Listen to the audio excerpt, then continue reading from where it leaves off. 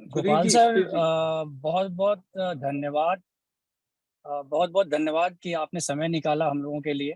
It is we are obliged that person who is here with us in our class, always in our circle friend list। और आज का जो ये meeting arrange हुआ है, मैं अभी तक आपका जो काफी समय से फॉलो करता आ रहा हूँ, आपकी राजनीतिक जर्नी और आपका जो गवर्नमेंट की बैकडोर में पॉलिसी मेकिंग में आपका जो रोल रहा है, और जो आपके गवर्नमेंट की पॉलिसीज को लोगों तक पहुंचाने का जो काम रहा है, वो बहुत ही कंसिस्टेंट रूप से आप करते चले आ रहे हैं। और अब जब मैं गौतम बुद्ध नगर में यहाँ का निवासी भी हो गया हूँ, तो इस परिप्रेक्ष्य में मैं आपसे कुछ पूछना चाहूंगा कि यहाँ पे जो एक गौतम बुद्ध नगर में वो थोड़ा सा मिक्स स्ट्रक्चर है। अगर हम बात करते हैं डेवलप डेमोक्रेसी की, तो यहाँ पे क्या है कि जब हम छोटे की बात करते हैं कि एओए की यहाँ लोकल पॉलिसी मेकिंग में क्या रोल है, बिकॉज वो रह नहीं जाती है। हम कभी एओए से जुड़े हुए हैं तो थोड़ा मुझे वो चीज समझ में आती है कि एओए की पॉलिसी मेकिंग एओए की चार दीवारी के भीतर ही रह जाती है उस सोसाइटी के अंदर। और अथॉरिटी का बहुत बड़ा रोल होता है, और हम लोग एक कंज्यूमर और सामने हमारे जो कोई एओए अथॉरिटी एक बिजनेसमैन जैसा काम वर्क है, वो एक रिलेशन बन जाता है। कुछ ऐसा पॉलिसी मेकिंग आना चाहिए जिससे कि एओए की भागीदारी उस एरिया में हो, सरकारी पॉलिसी मेकिंग में भी भागीदारी हो। और same as a resident point view as well as the professional, a lot of professionals are there in the Gautam Buddh Nagar. I think Sudhir मैं जी, सुधीर जी का क्वेश्चन हाँ, मैं कंक्लूड कर देता हूं sir. Gopal ji, with all your permission, Sudhir ji का कहना था सर, जो लोकल बॉडीज हैं, एक प्रोफेशनल है, एक बिजनेसमैन है, उसकी कुछ अपनी एक विशेष और विल्स होती है टुवर्ड्स द स्टेट। तो इनकी राजनीतिक भागीदारी के बारे में आपका क्या विचार है? हाँ, ये महत्वपूर्ण सब। बात है सुधीर जी। मेरे को लगता है कि गौतम बुद्ध नगर के लिए ये बहुत और ज्यादा इम्पोर्टेंट हो जाती है, क्योंकि हमारे संविधान में यह माना गया था कि गुड गवर्नेंस के मॉडल में 3 टियर गवर्नेंस होनी चाहिए। एक तो केंद्र में पार्लियामेंट है, लॉ मेकिंग इम्प्लीमेंटेशन वो है, उसके बाद स्टेट में स्टेट असेंबलीज हैं, और उसके बाद उन्होंने कहा 73rd एंड 74th अमेंडमेंट में पंचायती राज अमेंडमेंट आया, जिसमें कि लोकल बॉडीज को, पंचायत को एम्पावर किया गया। उन्होंने कहा कि आम जनता को नाली की सफाई चाहिए, पानी चाहिए, बिजली चाहिए, उसके आसपास बाग बगीचा साफ हो, स्वच्छता हो, उसके छोटे मोटे जो आवश्यकता है उनकी पूर्ति के लिए लोकल गवर्नेंस का मॉडल थर्ड टियर गवर्नेंस होना जरूरी है। क्योंकि किसी एमएलए या एमपी अपने आप में एक लेवल पे काम करते हैं, तो थर्ड लेवल ऑफ गवर्नेंस के साथ समाज के लोगों के छोटे छोटे काम आसानी से होंगे। अब थर्ड लेवल ऑफ गवर्नेंस का जो है उसमें भी डेमोक्रेटिक प्रोसेस होना चाहिए। अगर थर्ड लेवल ऑफ गवर्नेंस में इलेक्टेड रिप्रेजेंटेटिव नहीं है और केवल गवर्नमेंट एडमिनिस्ट्रेशन और ब्यूरोक्रेसी उसको काम करेगी, तो आम जनता की आकांक्षाएं, अपेक्षाओं को वो समाहित पूरी तरह से नहीं कर पाएगी।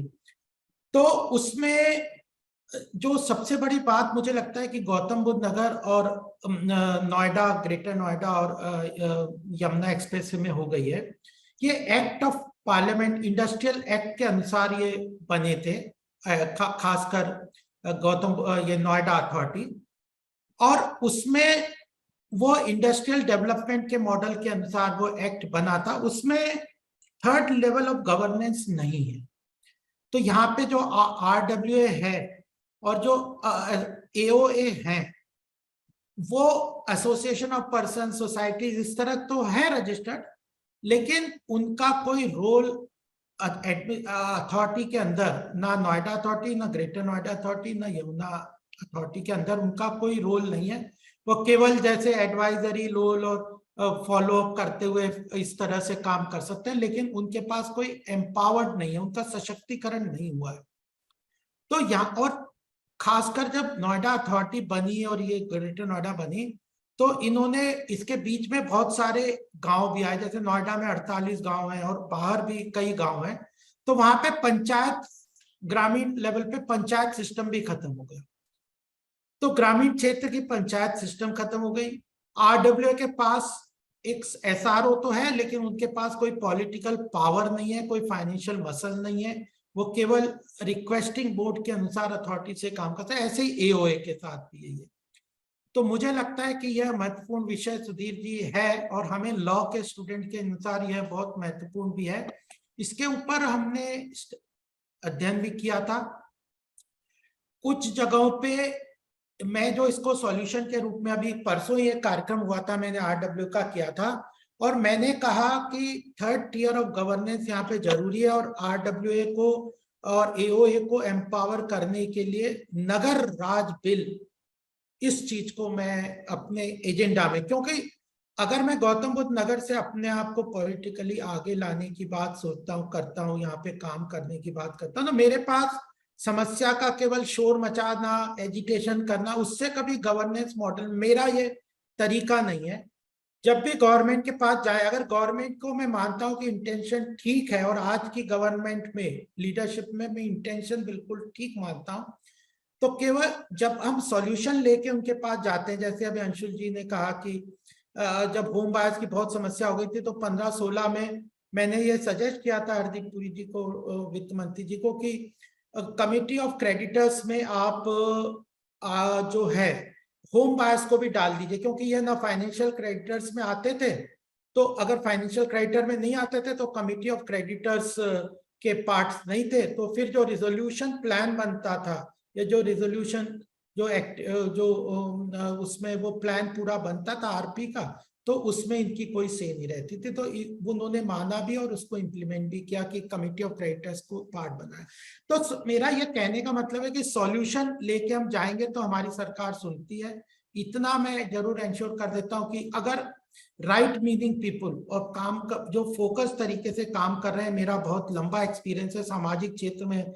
1975 में मैं सत्याग्रह के जेल गया था, और 2000 तक सामाजिक क्षेत्र में काम करता रहा, और 2000 से राजनीतिक क्षेत्र में सभी केंद्र की पोस्ट में और स्टेट एग्जीक्यूटिव में, वो नेशनल एग्जीक्यूटिव में भी काम किया, पॉलिसी मेकिंग में भी का, सब लेवल पे, डिफरेंट लेवल पे काम किया। आर्थिक विषय वैसे मेरा फोकस है।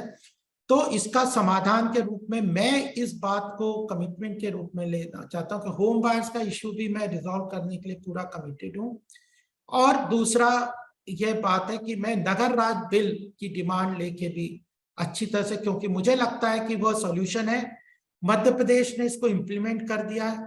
मध्य प्रदेश का इम्प्लीमेंटेशन नगर राज बिल के लिए बहुत अच्छा एग्जाम्पल है। केरला ने भी इम्प्लीमेंट किया है। गुड़गांव अपने आप हुडा अपनी तरह ही था, नोएडा की तरह अथॉरिटी थी, उसने कुछ साल पहले, लेकिन वो क्योंकि पार्लियामेंट के एक्ट से नहीं बना था, तो वो हाई कोर्ट में चले गए हरियाणा के, और वहां के लोग, मैं भी उन लोगों से मिला हुआ हूं, जानता हूं कौन लोग गए थे, तो उन लोगों ने उसमें एक अर्बन बॉडीज म्युनिसिपल कॉर्पोरेशन वहां से इंप्लीमेंट किया। Some sort of municipal corporation where SRO like RWA and AOA are given political राजनीतिक भागीदारी, जिसको मैं कहता हूं political representation, where issues like water, electricity, sanitation, cleanliness, और जो security, local security, and this gardening etc. are given to them, and they have the power to implement some sort of thing is the kind that Nagar Raj bill can be a solution. So I think this is what I call is 3 tier of participation, and assembly and parliament, तो हमारा अपना representative, अपना आदमी होना ही चाहिए, और उसमें मैं राजनीतिक भागीदारी में केवल वोट देना, ये एक महत्वपूर्ण हिस्सा है राजनीतिक भागीदारी में, लेकिन वोट देके 5 साल तक हम उसको अकाउंटेबल ना बना सकें, उसको पूछ ना सकें, अपना आदमी को वहां ना भेज सकें, तो वो पॉलिटिकल भागीदारी पूरी तरह से, मेरे हिसाब से राजनीतिक भागीदारी पूरी नहीं होगी।